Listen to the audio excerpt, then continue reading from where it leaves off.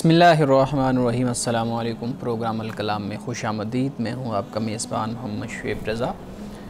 ناظرین کرام، یہ پروگرام جو سٹی نیوز نیٹ ورک کو ادارہ فکر جدید کے اشتراک سے شروع کیا گیا ہے، اس کے پہلے حصہ میں ہم قرآن کریم کی کچھ آیات کو سمجھنے کی کوشش کرتے ہیں اور اس کے ساتھ ساتھ کچھ بہت اہم سوالات کو پروگرام کا حصہ بناتے ہیں۔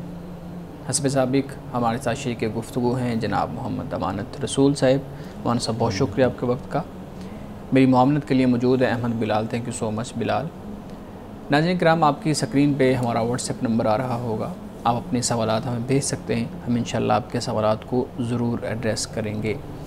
امانت صاحب، ہم گفتگو کر رہے تھے سورۃ الشعراء کی آیت نمبر 109 پہ، ہاں جی، کہ جس میں حضرت نوح علیہ السلام اپنی قوم کو مخاطب کر کے یہ کہہ رہے ہیں کہ میں یہ جو تم تک پیغام پہنچا رہا ہوں، تبلیغ کر رہا ہوں، اس پہ میں کوئی اجر تم سے کوئی جو ہے نا وہ طلب نہیں کرتا، بلکہ میرا اجر تو میرے خدا کے پاس ہے، اللہ کے پاس ہے۔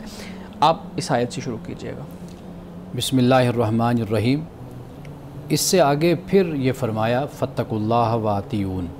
اب یہ تقویٰ تیسری مرتبہ یہاں استعمال ہوا ہے انہی آیات کے اندر، انہی میں۔ یعنی حضرت نوح علیہ السلام نے پہلے کہا کہ بھئی کیا تم متقی نہیں بنتے، کیا تقویٰ نہیں اختیار کرتے؟ پھر اس کے بعد فرمایا کہ اللہ کا تقویٰ اختیار کرو اور میری فرما برداری کرو۔ اب دوبارہ یہ فرمایا کہ اللہ کا تقویٰ اختیار کرو اور میری فرما برداری کرو۔ اب یہاں پر جو حکمت سمجھ آتی ہے نا، تکرار ہے، وہ یہ ہے کہ اس قوم کو ضرورت تھی اس کی کہ وہ اپنی عملی زندگی کی جو خرابیاں ہیں ان کو دور کریں۔ اچھا، جو ان میں تکبر ہے، فخر ہے اور غرور ہے، اور جو معاشرتی طور پر جو ان کا رہن سہن ہے اس کو درست کرنے کی ضرورت ہے۔ تو بار بار پھر تقویٰ کا کہا گیا کہ اللہ کا تقویٰ اختیار کرو۔ اب دیکھیے اس قوم کا جواب کیا ہے۔ کہا قالو، انہوں نے انؤمن لک، کہ ہم تجھ پہ ایمان لائیں، واتبعک الارذلون، جبکہ تیری جو پیروی کرتے ہیں نا وہ رذیل لوگوں نے تیری پیروی کی، یا وہ لوگ کرتے ہیں۔ ارذل یعنی کمزور، کم تر، حقیر جو لوگ ہیں یہ تیری پیروی کرتے ہیں۔ حضرت نوح علیہ السلام سے یہ کہا۔ قرآن مجید میں ایک مقام پر حضرت نوح علیہ السلام ہی کے حوالے سے کہا کہ قال الملأ الذین استکبروا من قومی ما نراک الا بشرا مثلنا، کہ ہم تو صرف تجھے دیکھتے ہیں کہ تو ہمارے جیسا ایک بشر ہے، ایک انسان ہے۔ ایک تو یہ چیز، وَمَا نَرَاكَ اتَّبَعَكَ إِلَّا الَّذِينَ هُمْ أَرَاذِلُونَ بَادِيَ الرَّأْيِ، اور ہم یہ دیکھتے ہیں کہ تیری جو پیروی کرتے ہیں یہ بس سرسری طور پر یہ وہ لوگ ہیں کہ جو رذیل، یعنی ان کے اندر کوئی ڈیپتھ نہیں ہے، کوئی ان کو سمجھ نہیں ہے، یہ ارذل لوگ ہیں۔ وَمَا نَرَاكَ اتَّبَعَكَ، یعنی ہم کہہ سکتے ہیں سطحی جو افراد ہوتے ہیں، یعنی کم تر لوگ معاشرے میں جیسے کم تر لوگ ہوتے ہیں جن کو سٹیٹس کے لحاظ سے جو کہا جاتا ہے کہ یہ کم ہے، تو وہ ایمان لاتے ہیں تم پر، اور بادی رائے بھی ہیں، یعنی کوئی ان کی کوئی رائے نہیں ہے، کوئی بس سطحی سی بات ہے، سرسری سی، جس انداز سے وہ لوگ نظر آتے ہیں اسی طرح وہ تجھ پر ایمان لے آئے ہیں۔ اب دیکھیے یہاں پر دو باتیں ہیں حضرت نوح علیہ السلام۔ ایک تو بشر، حضرت نوح علیہ السلام سے کہا بھی تم ہمارے جیسے بشر ہو، یعنی وہ خیال یہ کرتے تھے کوئی نبی اور رسول ہوگا تو کوئی علیحدہ کوئی اس کی شخصیت ہوگی، علیحدہ کوئی چیز۔ بالکل۔ اب ان کا جو معیار تھا، شاید وہ خیال یہ کرتے ہیں کہ بھئی جیسے ہمارا ایک سٹیٹس ہے تو رسول وہ ہوگا جس کا بہت بڑا سٹیٹس ہوگا، یعنی دولت بے انتہا ہوگی، بڑا اقتدار ہوگا، کوئی بڑے قبیلے کا سردار۔ ہاں، آئیڈیلائز جیسے لوگ کرتے ہیں، قبیلے کے بڑے تو ہوتے ہی ہیں یعنی پیغمبر، لیکن جیسے ایک آئیڈیلائز انسان کرتا ہے نا، ٹھیک ہے، کہ جس کو ہم ایک سپر مین یا سپرفیشل طریقے سے ہم سوچتے ہیں کسی کے بارے میں، تو پیغمبر کے بارے میں ان کا یہی خیال تھا۔ اور انکار کرنے کی وجہ کیا ہوتی تھی؟ بھئی یہ تو ہماری طرح کھاتا ہے پیتا ہے، بازاروں میں پھرتا ہے۔ تو یہ اللہ کی طرف سے بڑا امتحان یہ ہوتا ہے، آزمائش ہوتی ہے۔ اچھا، اب اس کے بعد اگر آپ اجازت دیں تو، یا جی آپ پڑھ لیں، ایک سوال اس پہ تھا، وہ پہلے ہم کر لیں۔ اچھا، یہی چیز رسول اللہ صلی اللہ علیہ وآلہ وسلم کو بھی تو کہی جا رہی تھی نا اس وقت جب قرآن نازل ہو رہا تھا اور آپ پیغام اللہ رب العزت کا لوگوں تک پہنچا رہے تھے، تو اس وقت بھی یہ کہا جا رہا تھا کہ یہ بلال حبشی ہیں، یہ صہیب رومی ہیں، ان کو جو ہے نا وہ اپنے پاس سے اٹھا دیں اور یہ اگر تو دور ہو جائیں گے تو پھر آ کے ہم جو ہے نا بیٹھ جائیں گے. تو یہ اسی طرح کی مماثلت ہے جس طرح کی رسول اللہ صلی اللہ علیہ وآلہ قرآن مجید نے سورۃ الکہف ہے، سورۃ الانعام ہے، وہاں پر اس بات کو بیان کیا جس طرف آپ اشارہ کر رہے ہیں. لیکن قرآن کا اسلوب ذرا مختلف ہو جاتا ہے. یعنی قرآن یہ کہہ رہا ہے وَاصْبِرْ نَفْسَكَ مَعَ الَّذِينَ يَدْعُونَ رَبَّهُمْ بِالْغَدَاةِ وَالْعَشِيِّ يُرِيدُونَ وَجْهَهُ، کہ آپ اپنے نفس کو یعنی اپنے آپ کو آپ روکے رکھیے ان کے ساتھ کہ جو دن رات اپنے رب کو پکارتے ہیں اور چاہتے ہیں اس کی رضا کو. وَلَا تَعْدُ عَيْنَاكَ عَنْهُمْ تُرِيدُ زِينَةَ الْحَيَاةِ الدُّنْيَا، کہ آپ ان سے اپنی نظروں کو مت ہٹائیے دنیا چاہتے ہوئے. اب رسول اللہ صلی اللہ علیہ وسلم سے جو یہ فرمایا جا رہا ہے وہ در حقیقت کفار کو، قریش کو یہ بات سنائی جا رہی ہے کہ اللہ اپنے پیغمبر کو یہ فرماتا ہے کہ بے شک یہ غریب ہیں، کمتر ہیں، جیسے بھی ہیں، لیکن ان میں خوبی کیا ہے؟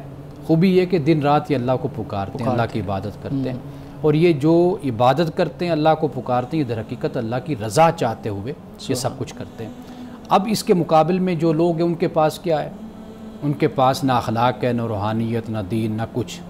ان کے پاس ہے کیا؟ وہی چند سکے ہیں، اشرفیاں ہیں، دولت ہے، پیسہ ہے. تو کہا کہ دنیا کو چاہتے ہوئے، دنیا کی زندگی کو چاہتے ہوئے تو اے نبی صلی اللہ علیہ وسلم آپ ان سے اپنی نظریں نہ ہٹائیے. یہ رسول اللہ سے فرمایا. یعنی کہ قریش کے پاس یا کفار کے پاس ہے کیا سوائے اس کے کہ جو دنیا کے اگر کوئی مال اور دولت ہے وہی ان کے پاس، تھوڑا بہت جو بھی پیسہ ہے وہی ان کے پاس ہے، تو اسی پر وہ اترا رہے ہیں. تو یہ اسلوب قرآن نے مثال کے طور پر دیکھیے وَلَا تَطْرُدِ الَّذِينَ يَدْعُونَ رَبَّهُمْ بِالْغَدَاةِ وَالْعَشِيِّ يُرِيدُونَ وَجْهَهُ، یہاں پر بھی اسی بات کو کہ آپ ان سے دور نہ ہوئیے گا، ان کو اپنے سے دور نہ کریے گا. جو لوگ تمہارے قریب ہیں ان کو دور، کنہیں جو اپنے رب کو دن رات پکارتے ہیں، یاد کرتے ہیں اور اپنے رب کی رضا چاہتے ہیں، تو آپ ان کو اپنے سے دور نہ کیجیے گا. تو یہ قرآن پاک نے رسول اللہ صلی اللہ علیہ وسلم کو فرمایا اللہ تعالیٰ نے، تاکہ اس بات کو واضح کر دیا جائے کہ اللہ کے نزدیک جو قدر ہے نا کسی کی، وہ اس کے تقوی کی اور اس کے ایمان کی قدر ہے. اس کی قدر نہیں ہے کہ یہ ظاہر سے کتنا خوبصورت ہے، لباس کتنا اچھا پہنتا ہے، مال کتنا ہے. تو یہ بتا دیا کہ بھائی مال بذات خود بری چیز نہیں ہے، لیکن برے ہاتھوں میں آ جائے تو پھر اس کا استعمال برا ہو جاتا ہے. صحیح. تو یہ وہ بات ہے جسے قرآن بیان کرتا ہے. صحیح. اسی طرح کی ایک چیز پڑھنے میں ہمارے ہاں آتی ہے کہ جیسے یہ نوح علیہ السلام کو ان کی قوم کے لوگ کہہ رہے ہیں کہ جو غریب اور جو ارذل لوگ ہیں وہ تو تمہارے پاس بیٹھتے ہیں، تو بڑے سردار کیوں نہیں بیٹھتے. اسی طرح سے میں پڑھ رہا تھا کہ ہرقل کے دربار کے اندر جب ابو سفیان نے یہ بات کی تھی اور ان سے پوچھا گیا تھا کہ بتائیں اس شخص کے بارے میں جو نبوت کا دعویٰ کر رہا ہے، تو انہوں نے بھی غالباً اسی طرح کی بات کی تھی نا کہ ہمارے کمزور لوگوں نے جو ہے نا وہ اس کا پیغام قبول کیا ہے. ہاں جی بالکل یہ بات ہے ہرقل کے دربار میں یہی ابو سفیان نے اس وقت کہا. لیکن اب آپ یہ دیکھیے کہ ممکن ہے کہ ابو سفیان یہاں پر یہ فرماتے ہیں نا فتح مکہ کے موقع پر ایمان لائے تھے. جی جی. تو آپ کہتے ہیں نا کہ بھئی اگر میں جھوٹ بول سکتا ہوتا تو میں جھوٹ بول دیتا، لیکن کیا کروں، وہ اس نے پکڑ لینا تھا جھوٹ کو، بالکل اس کو پتہ چل جاتا. تو اب صاحب ایمان نہیں ہے نا اس وقت، تو وہ کیا کہہ رہے ہیں کہ بھئی ایمان لانے والا کون ہے؟ ہرقل نے پوچھا. اب ان کا خیال تھا کہ شاید میں کہوں گا غریب لوگ ہیں تو ہرقل جو ہے وہ بدک جائے گا یا کہے گا ہاں یار یہ تو پیغمبر نہیں ہو سکتا کہ غریب لوگ ایمان لا رہے ہیں، سردار تو ایمان نہیں لائے. تو یہ پھر ہرقل نے کہا بھئی وہ پیغمبر پر شروع میں لاتے ہی غریب لوگ ہیں ایمان. تو یہ بھی ہرقل نے ایک نشانی کے طور پر نبوت کی اس کو بیان کیا. اچھا یہ جو ہم کہتے ہیں کہ کمزور اور غریب لوگ ایمان لاتے ہیں، وہ جس کو ہم پھر شعوری ایمان کہتے ہیں، پھر ذہن میں یہ بھی چیز آتی ہے نا کہ شعوری طور پہ تو پھر انہوں نے قبول نہیں کیا. پھر تو انہوں نے اس لیے قبول کیا ہے کہ ان کو ایک سیف سائیڈ مل رہی تھی، ایک طرف ظلم ہو رہا تھا، دوسری طرف ان کے لیے حقوق کی آواز کوئی اٹھا رہا تھا، ان کو پورا پراپر شہری ہونے کا کوئی ثبوت دے رہا تھا. تو انہوں نے اپنے ان حقوق کے تحفظ کے لیے اس کے پیغام کو قبول کیا ہے، شعوری طور پہ تو قبول نہیں کیا. نہیں، اگر مظلوم کسی حق کی آواز کو قبول کرتا ہے اس لیے کہ اسے یہ نظر آتا ہے کہ یہ شخص یا یہ آواز یا اس کا یہ میسج یہ ظلم کے خاتمے کے لیے ہے، ظلم کے خلاف ہے اور مظلوم کے ساتھ ہے، تو آپ کیا سمجھتے ہیں کہ وہ اپنے مفاد ہی کے لیے پھر قبول کرتا ہے؟ واضح بات ہے کہ کیا مظلوم کو، کیا غریب کو شعور نہیں ہوتا، اس کو سمجھ نہیں ہوتی کہ وہ یہ دیکھ رہا ہے کہ میں پس رہا ہوں، مجھ پر ظلم ہو رہا ہے، زیادتی ہو رہی ہے. بالکل تو یہ ظلم اور زیادتی تو حق کے خلاف ہے، یہ تو سراسر باطل ہے. تو یہ جو پیغمبر آیا ہے، یہ جو حق کی آواز لے کر آیا ہے، اللہ کے دین کی بات کر رہا ہے، جو دین ہمیں یہ بتا رہا ہے، اس دین میں تو کوئی بھی ظلم نہیں، کوئی زیادتی نہیں. اچھا اس وقت کے جو پیشوا ہوتے ہیں اس زمانے کے، اور جو اس زمانے کے آپ کہہ لیجیے جو مذہبی لوگ ہوتے ہیں یا سیاسی لوگ ہوتے ہیں، وہ جو اقبال نے کہا کہ باقی نہ رہی تیری وہ آئینہ ضمیری، اے کشتہ سلطانی و ملائی و پیری، سلطان ملا اور پیر کے ہاتھوں سے قتل کیے ہوئے انسان، تیری وہ روشن ضمیری تیری ختم ہو گئی ہے. ٹھیک ہے، یہ اقبال نے کہا. اب معاملہ یہ ہے کہ اگر اسی معاشرے میں مذہب کے نام پر بھی دھوکہ دیا جا رہا ہے، سلطان بھی دھوکہ دے رہا ہے، پیر بھی دھوکہ دے رہا ہے، جاگیردار بھی دھوکہ دے رہا ہے، اب ایک آواز اٹھتی ہے، وہ غریب اس آواز کو سنتا ہے، وہ کہتا ہے یہ ہے آواز، یہ جتنی آوازیں یہ استحصال کی، ایکسپلوئٹیشن کی آوازیں، یہ آواز ہے جو عدل اور انصاف شعوری طور پہ سمجھ رہا ہے، شعوری طور پر ہی اس کو سمجھ رہا ہے نا. تو یہ علیحدہ بات ہے کہ ہم اور لوگ جب دیکھیں تو وہ کہیں گے جی یہاں مفاد تھا تو معاشی تھا تو اس لیے وہ اس کے پیچھے لگ گئے تھے. تو یہ ایک علیحدہ بات ہے. صحیح، لوگ ایسے تجزیے بھی کرتے ہی رہتے ہیں. بالکل. آگے آیات ہم پڑھتے ہیں لیکن ایک بریک لے لیں مولانا صاحب، پھر اس کے بعد. اچھا، آگے حضرت نوح علیہ السلام نے جو فرمایا ہے اس سے مزید بات واضح ہو جاتی ہے. فرمایا وما علمی بما کانوا یعملون، جب انہوں نے کہا نا کہ ہم تجھ پہ ایمان لائیں جبکہ تیرے جو پیروکار ہیں وہ تو کمتر لوگ ہیں، کمزور لوگ ہیں. تو اب حضرت نوح علیہ السلام نے کیا فرمایا؟ فرمایا وما علمی بما کانوا یعملون، مجھے کیا خبر کہ وہ کیا کرتے رہے ہیں. یعنی حضرت نوح علیہ السلام نے ان کا جواب کیا دیا ہے؟ جواب یہ دیا ہے عمل کا، یعنی ان کے کیا اعمال ہیں، کیا ہے وہ مجھے اس سے کوئی خبر نہیں، مجھے اس کے بارے میں کوئی علم نہیں، کوئی پتہ نہیں وہ کیا کرتے. یعنی حضرت نوح علیہ السلام نے ان کی ذات پات، ان کی شکل و صورت، ان کا سٹیٹس اس کو نہیں ڈسکس کیا. بالکل یہ بتا دیا کہ اصل جو معیار ہے وہ عمل کا معیار ہے. اگر ان کے اچھے عمل ہیں تو سبحان اللہ، ویلکم. اگر ان کا کردار اور ان کے اعمال اچھے نہیں ہیں، تمہارے جیسے ہیں وہ، تو پھر وہ قابل رد ہیں. تو یہ یہاں پر حضرت نوح علیہ السلام نے اسی بات کو، یعنی قرآن مجید نے جو ان اکرمکم عند اللہ اتقاکم جیسے فرمایا کہ اللہ کے ہاں عزت والا وہی ہے جو تم میں سے زیادہ متقی اور پرہیزگار ہے. یہ بات یہاں پر واضح ہو گئی کہ عمل، ایمان اور عمل صالح یہ بنیادی چیز ہے. آپ اپنی زبان سے 100 دفعہ ہم دعوے کرتے رہیں کہ ہم مومن ہیں، مسلمان ہیں، اور پھر ہمارا عمل اس کے خلاف ہو تو وہ اس کی نفی ہو جاتی ہے. تو لہٰذا ایمان اور عمل صالح یہ بنیاد ہے، یہ بنیادی چیز ہے. اور اس پہ ہم نے دیکھا ہے کہ قرآن کریم بار بار اسی بات کا ذکر کر رہا ہے اور اسی بات پہ فوکس کر رہا ہے. دیکھیے قرآن مجید میں ایک جگہ بھی ایسی نہیں ہے جہاں پہ اللہ تعالیٰ نے ایمان عمل صالح کو علیحدہ بیان کیا، دونوں کو اکٹھا بیان کیا.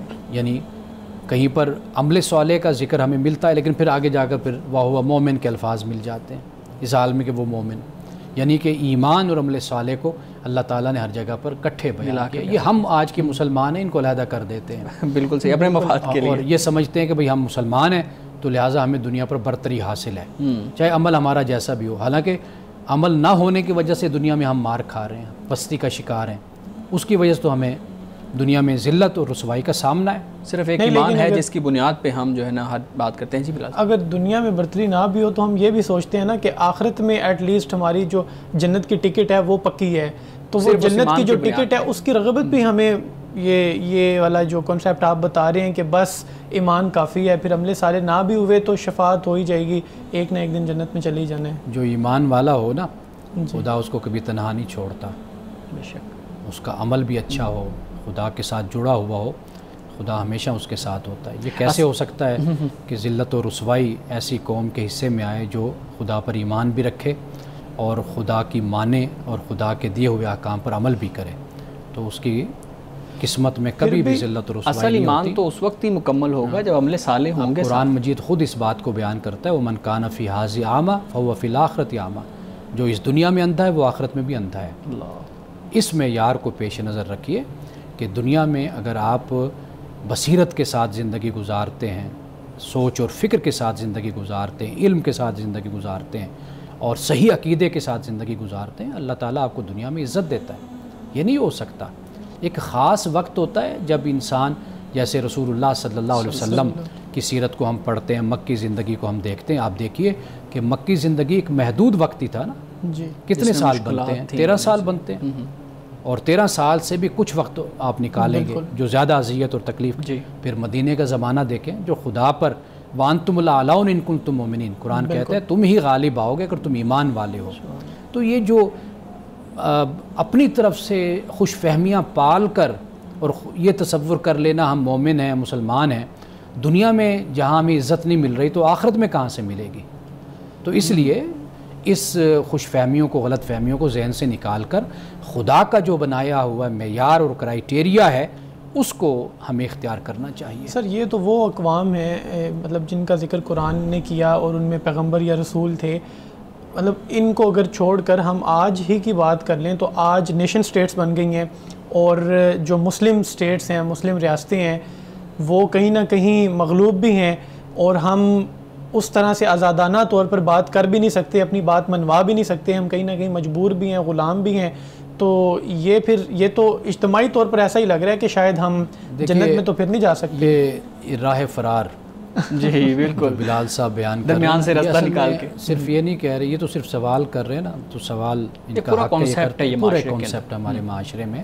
میں تو بات کر رہا ہوں آپ اپنے داخلی معاشروں کی صورتحال کو دیکھ لیجئے کہ آپ اپنے بہن بھائیوں کو کتنا حق دیتے ہیں جی۔ ہمارے حکمران ریاست میں مسلمان ہی ہیں نا سب لوگ، چاہے حکومت میں ہیں، چاہے ریاست میں ہوں، چاہے اداروں میں ہوں، چاہے ہم اپنے ادارے قائم کرتے ہیں، ان اداروں میں آپ دیکھ لیجئے کہاں پر آپ کو عدل، کہاں پر انصاف، کہاں پر مساوات آپ کو نظر آتی ہے۔ پہلے اپنی خبر تو لیجئے نا، پھر بات کیجئے گا جی نیشن سٹیٹ بن گئی، دنیا کیا ہمارے ساتھ کر رہی ہے۔ پہلے اپنے آپ کو درست کیجئے، ایک اچھا مسلمان، ایک اچھا انسان بنائیے، اپنے معاشرے میں عدل اور انصاف کو رائج کیجئے۔ میں اپنے بھائیوں کو، آپ لوگوں کو آپ کے حقوق دوں، اپنے ادارے میں جو لوگ میرے ساتھ ہیں ان کا میں خیال کروں، میری یہ ذمہ داری ہے۔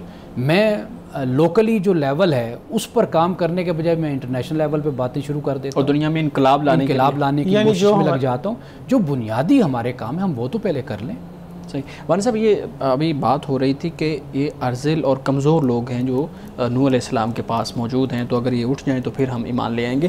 اسی سے ایک چیز ذہن میں آتی ہے کہ ہم نے دیکھا ہے کہ جتنے انبیاء کا بھی ذکر ہم ابھی تک پڑھ چکے ہیں، زیادہ تر نے اپنے یعنی زیادہ تر جو اقوام ہیں انہوں نے اپنے رسول کے ساتھ یہی بات کی کہ یہ تو کمزور لوگ ہیں، اور رسول اللہ صلی اللہ علیہ وآلہ وسلم کی سیرت سے بھی ہمیں یہ چیز واضح طور پر نظر آتی ہے کہ لوگوں نے یہ مطالبہ کیا کہ ان کو اٹھا دیں، جو کمزور ہیں، جو غلام ہیں، ان کو آپ اپنے پاس سے اٹھا دیں۔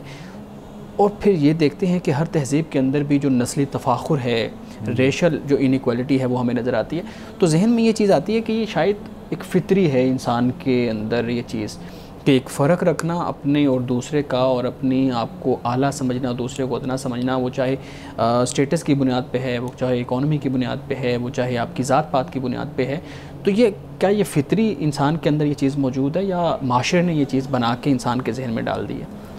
قرآن مجید نے اس کو بہت ہی خوبصورت طریقے سے بیان کیا ہے، وَجَعَلْنَاكُمْ شُعُوبًا وَقَبَائِلَ لِتَعَارَفُوا، کہ یہ خاندان، یہ قبائل جو ہیں یہ صرف ہم نے اس لیے بنائے تاکہ تم ایک دوسرے کو پہچانو، اچھا، تعارف کے لیے، ایک آئیڈینٹی کے لیے۔ ٹھیک ہے، یہ اس میں کوئی شک نہیں کہ فطرت کی بات ہے جو آپ نے کہا نا، فطری، لیکن یہ حد سے بڑھ کر آگے جب تفاخر بن جاتا ہے پھر یہ ظلم بن جاتا ہے۔ یہاں اسلام اعتراض کرتا ہے، یہاں پر اسلام آپ کو رہنمائی دیتا ہے کہ یہ کام آپ نے نہیں کرنا۔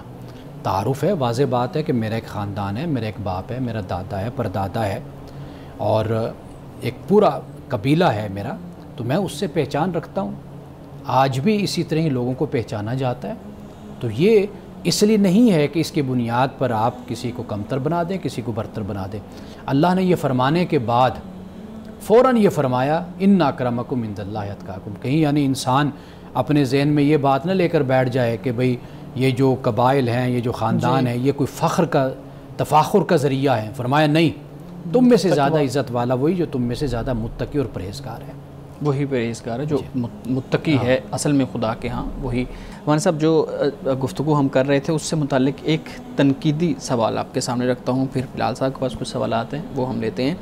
آپ نے کہا کہ اسلام بتاتا ہے کہ یہ آپ کے تعارف کے لیے ہے، یہ جو تقسیم بنائی گئی ہے قبائل کی اور چیزوں کی. پھر ایک تنقید ہمارے ہاں ہوتی ہے کہ نسلی تفاخر تو کہیں نہ کہیں ہمیں مذہبی لوگوں کے اندر بھی نظر آتا ہے، اور پھر اس کے دلائل بھی مذہبی ہوتے ہیں. مثال کے طور پہ ہمارے ہاں فقہ کے اندر ایک کفو کا ایک کانسیپٹ ہے، تو وہ اسٹیٹس یعنی جو جس اسٹیٹس کا ہے وہ ہمارے ہاں کہا جاتا ہے کہ اسی اسٹیٹس کے اندر ہی اپنا تعلق اور نکاح کا جو معاملہ ہے وہ کرے. اسی طریقے سے سید اور غیر سید کی بحث ہے، بہت بڑی یہ بحث ہے ہمارے ہاں، اس پہ تو بہت زیادہ کتب بھی جو ہے نا وہ لکھے جا چکے ہیں. پھر اسی طریقے سے ہمارے ہاں مذہبی اور سیاسی جو پارٹیوں کے قائدین ہوتے ہیں وہ اپنے ہی بچوں کو، اپنے ہی رشتہ داروں کو، اپنے ہی بھائیوں کو سربراہی یا لیڈرشپ کے جو رول ہوتا ہے اس کے اوپر لے کے آتے ہیں. تو یہ سارا کہیں نہ کہیں مذہب کے اس لینز میں یا اس امبریلا کے اندر ہو رہا ہوتا ہے. تو یہ تو پھر واقعی ہی ایسا لگتا ہے جیسے مذہب اس چیز کو سپورٹ کر رہا ہے. آپ نے ایک ہی سوال میں بہت کچھ جمع کر دیا اور ان جزئیات کا آپس میں تعلق بھی نہیں بنتا. یعنی اگر آپ نے 3 باتیں ایک سوال میں کہی ہیں تو وہ بالکل علیحدہ باتیں ہو جاتی ہیں. اسلام کو اس سے کوئی غرض نہیں ہے کہ آپ کن گروہوں میں ہیں، آپ کن قبائل میں ہیں، کن خاندان میں ہیں. میں نے جیسے عرض کیا، اسلام کو وہاں پر اعتراض ہوگا اور اسلام آپ کو وہاں پر رہنمائی کرے گا کہ جہاں پر آپ ظلم کا ارتکاب کریں گے، کسی سے زیادتی کریں گے، جہاں پہ آپ اللہ کے حکم کی نافرمانی کریں گے، جہاں پہ تکبر کریں گے، غرور کا شکار ہوں گے. جہاں پہ آپ نے بات کی کفر کی، دیکھیے یہ ایک سماجی نظم ہے، ایک سماجی بندوبست ہے، ایک سماجی طریقہ ہے. اس سے ہرگز یہ نہیں ہوتا کہ کوئی کمتر ہے، کوئی برتر ہے. یہ اس لیے ہوتا ہے کہ تاکہ ازدواجی زندگی اچھی گزرے، خاندانی زندگی اچھی گزرے، طلاق کا ریشو کم ہو جائے، اور یہ بنیادی اس کا مقصد ہے. مثال کے طور پر آپ دیکھیے، ایک شخص ہے کہ جو بہت زیادہ مال اور دولت والا ہے، اگر وہ ایک ایسی لڑکی سے شادی کرتا ہے جو بہت ہی غریب اگر لڑکی ہے، جس کی پرورش غریب گھرانے میں ہوئی، آپ دیکھ لیجئے کہ وہاں پر پھر اس تفاوت کی وجہ سے بہت سے مسائل ہونا شروع ہو جاتے ہیں.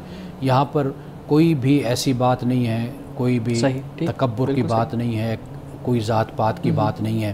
مسئلہ یہ ہوتا ہے کہ آپ نے ایڈجسٹ کرنا ہے، کمپیٹیبلٹی جس کو کہتے ہیں وہ ہوتی ہے، اس کو پیش نظر رکھنا ہوتا ہے. یہ آپ کا ایک سماجی تقاضا ہوتا ہے. اس سے ہرگز کسی کی تحقیر مقصود نہیں ہوتی. اس کو فقہاء نے کفاءات میں، مسئلہ کفر میں اس کو بڑی تفصیل کے ساتھ اس کو بیان کیا ہے. باقی جہاں تک سید اور غیر سید کی بات ہے، قرآن مجید اسلام کی تعلیم اس حوالے سے بالکل واضح ہے. معیار کیا ہے؟ وہ تقوی ہے. معیار کیا ہے؟ وہ کردار ہے، وہ اخلاق ہے، وہ ایمان ہے. اس بنیاد پر ایک طرف سید اپنے آپ کو کوئی کہنے والا شخص اگر وہ بے عمل ہے، بد کردار ہے، کوئی اس کی عزت نہیں ہے. اور جو ایک شخص ہے کہ جو غیر سید ہے لیکن با کردار ہے، با عمل ہے، اس کی عزت ہے اللہ کی نظر میں بھی، رسول کی نظر میں بھی، اور ہمارے مسلمانوں کی نظر میں بھی اسی کی عزت ہونی چاہیے. تیسری بات جو آپ نے کہی ہے اس پر میں یہ عرض کروں گا کہ اس معاملے میں بھی کوئی حرج نہیں. یہ بھی ایک سیاسی بندوبست ہوتا ہے، ہمارے معاشروں میں انتظامی معاملات ہوتے ہیں. اس پر بہت سے دلائل اور بہت سی گفتگو کی جا سکتی ہے. اس پر بھی کوئی ایسا مسئلہ نہیں ہے. آپ دیکھتے ہیں کہ آپ کا جو ایک وجود ہے وہ اکٹھے رہتا ہے، مجتمع ہوتا ہے، مستحکم رہتا ہے. آپ اس سیاسی وجود کو یا قومی وجود کو قائم رکھنے کے لیے اور ملک کے اندر اگر آپ ایسا نظم بناتے ہیں، آپ یورپ کی مثالیں دیں گے، وہاں تک پہنچنے کے لیے بڑا وقت درکار ہے ابھی ہمیں، لیکن کم از کم ہم نے اپنا نظم اور اپنا نظام تو چلانا ہے.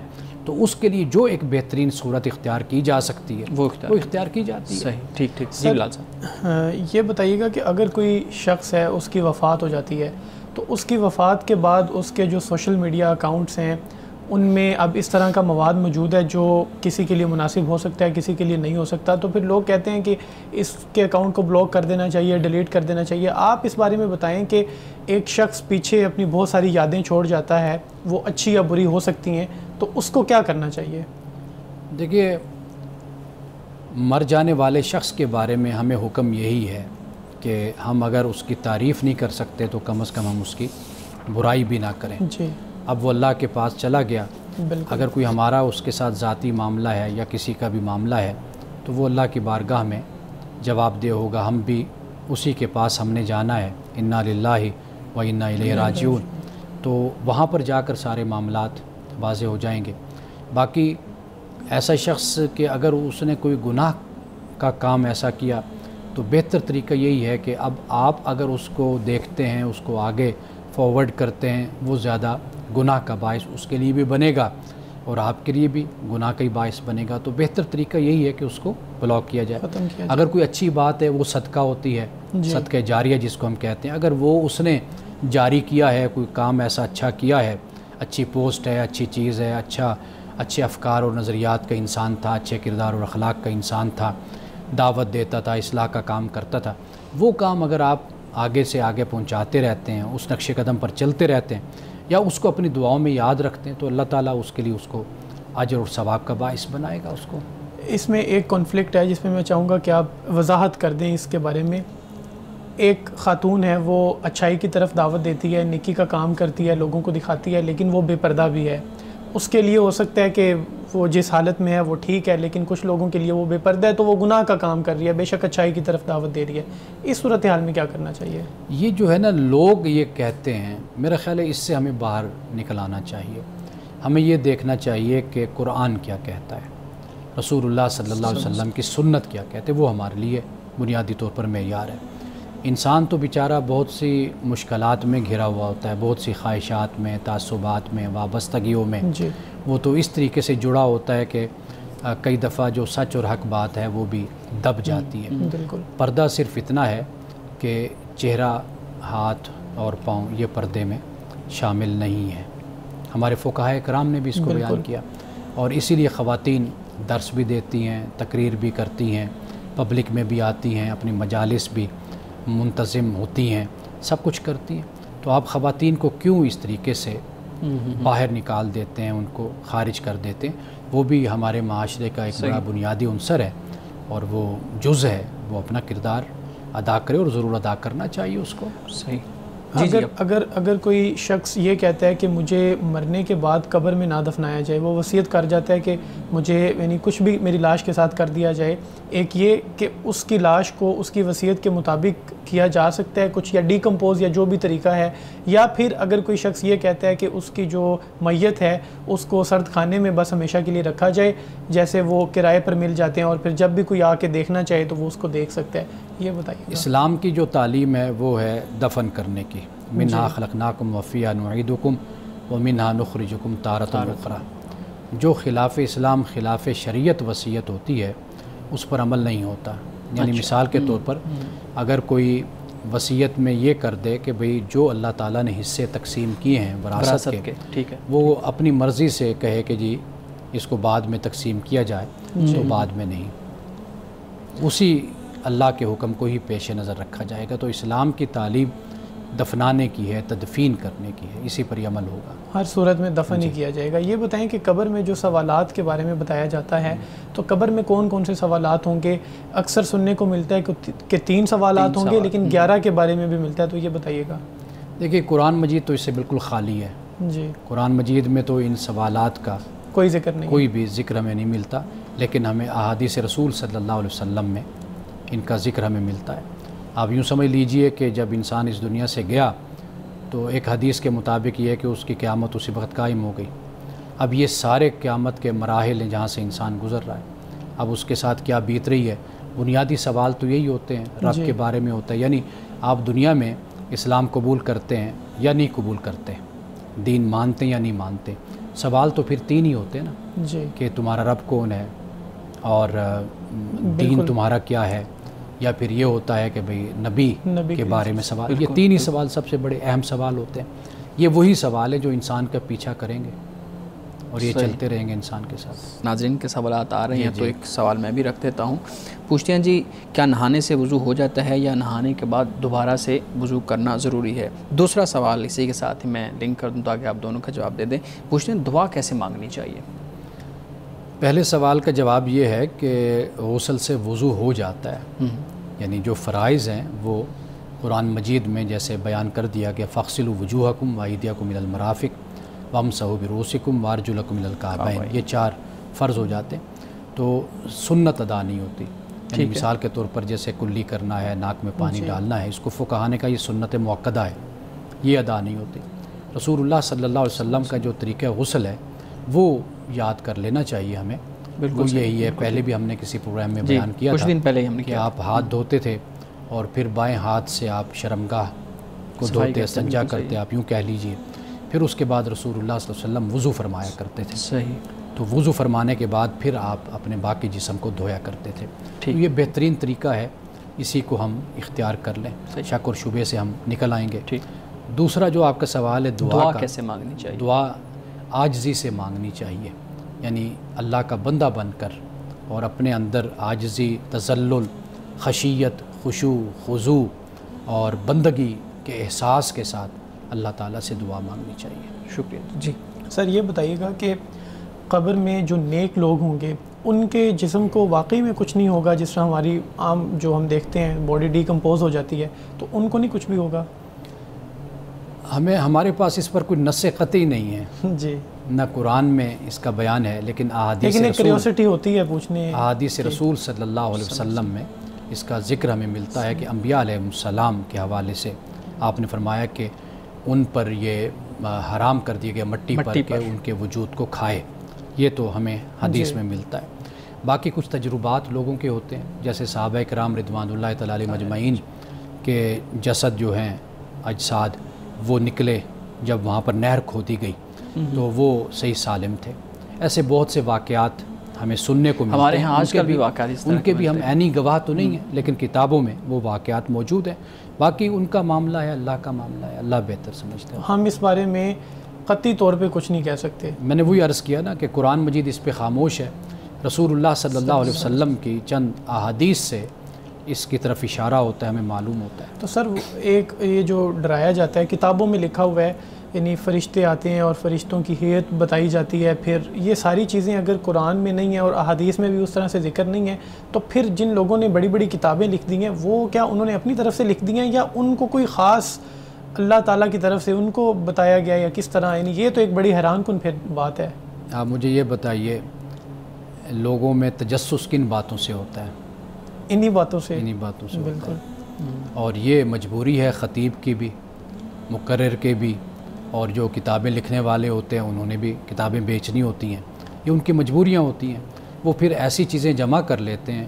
میں وہ ہمیشہ کہتا ہوں کہ ایک تو حدیث مشہور وہ ہوتی ہے کہ جو علم الحدیث میں ایک معیار ہے, مشہور حدیث. بالکل. ایک مشہور حدیث وہ ہوتی ہے جو لوگوں میں مشہور ہو جاتی ہے, اس کے کوئی سند بھی لوگ نہیں چیک کرتے, نہیں دیکھتے.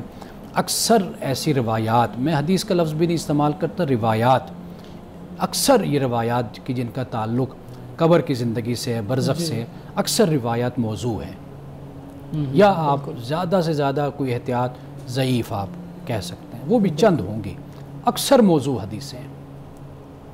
مولانا صاحب حدیث مبارکہ بیان کیجیے گا. حضرت علی رضی اللہ تعالی عنہ سے روایت ہے, آپ فرماتے ہیں کہ رسول اللہ صلی اللہ علیہ وسلم نے فرمایا کہ مظلوم کی بد دعا سے بچو, اس لیے کہ وہ صرف اللہ سے اپنا حق مانگتا ہے اور اللہ کسی حقدار کا حق نہیں روکتا. یہ رسول اللہ صلی اللہ علیہ وسلم نے فرمایا مظلوم کی بد دعا سے بچو. کیوں؟ یہ بد دعا جب وہ اللہ کے پاس اپنی دعا کو بھیجتا ہے نا, درخواست کو, تو پھر اللہ تعالیٰ تو ہر صورت میں اس مظلوم کو اس کا حق دلاتا ہے, ظالم کو سزا دیتا ہے. تو لہٰذا اس سے بچنا چاہیے. ناظرین کرام, اس دعا کے ساتھ اپنے پروگرام کا اختتام کریں گے. اللہ رب العزت حسن کلام اور تاثیر کلام عطا فرمائے, ہماری زبان کے گروں کو کھول دے اور سننے والوں تک خیر کا پیغام پہنچے. اجازت دیجیے, خدا حافظ.